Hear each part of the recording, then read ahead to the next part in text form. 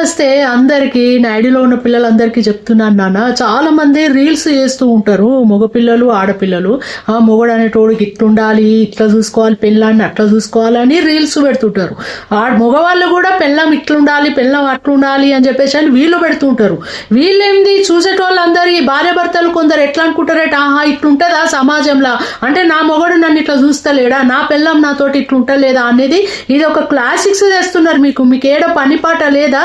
అసలు ఒక సంసారం అంటే ఏంటిది? అసలు మీకు ఒక అర్థం అనేది తెలుసా? భార్యాభర్తలది ఒక అపురూపమైన బంధము. పెళ్లి చేసుకున్నాక వాళ్ళకు పిల్లలు కలిగితే వాళ్ళకు ఒక బాధ్యత పెరుగుతుంది. ఈ కాలంలో భార్యాభర్తలు ఇద్దరు కష్టపడితేనే సంసారం ముందుకు సాగుతుంది.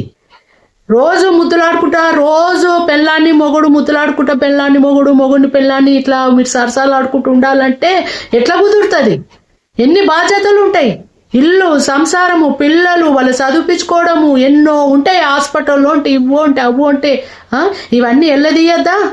ఇప్పుడు భర్త ఉంటాడు, ఆయనకి ఎన్ని ఉంటాయి సమస్యలు. అప్పుల బాధ ఉంటుంది, బిజినెస్ లాస్ అయ్యిందనుకో దా బాధ ఉంటుంది, ఇది ముందుకు బిజినెస్ ఎట్లా సాగదీయాలని ఉంటుంది, ఎట్లా సంపాదించాలని ఉంటుంది. ఎంతసేపు మెంటల్ టెన్షన్స్ ఎన్నో ఉంటాయి మగవాళ్ళకు కూడా.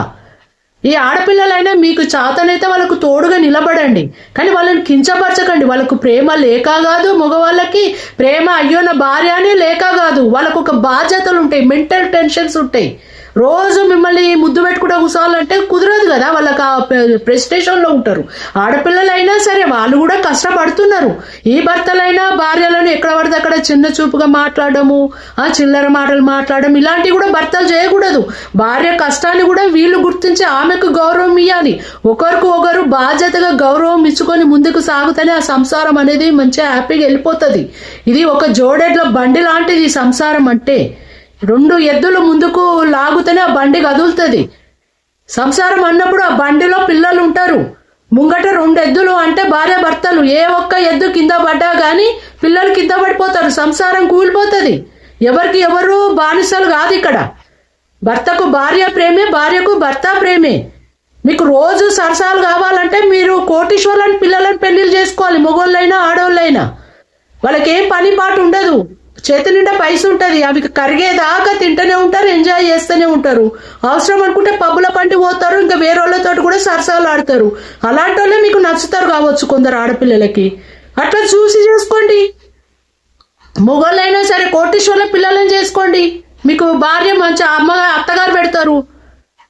అనవసరంగా ఇట్లా కించపరచుకోకండి. పిచ్చి వీడియోలు చూసి, పిచ్చి రీల్స్ చూసి ఇట్లనే ఉంటుందా లైఫ్ అని అనుకోకండి. ఒక్కొక్కరిని చూడండి. మా ఇంటి పక్కకు ఒక అబ్బాయి చూడండి, పొద్దంతా జాబ్ చేస్తాడు, సాయంత్రం వచ్చి రాపిడోకు వెళ్తున్నాడు బైక్ పట్టుకొని. ఎంత బాధ అనిపిస్తుంది తెలుసా నాకు చూస్తూ ఉంటే. పిల్లలందరూ ఇంత కష్టపడుతూ ఉంటే ఎవరి కోసం? మీకోసం, మీ పిల్లల కోసము, భార్య కోసమే కదా, సంసారం కోసమే కదా. అర్థం చేసుకోండి. అంతేగాని ఈ పిచ్చి రీల్స్ చూసి భర్తలను భార్యలను మీరు ఒక్కరికొకరు కించపరుచుకుంటూ మీరు గొడవలు పెట్టుకోకూడదు ఎవరే కానీ.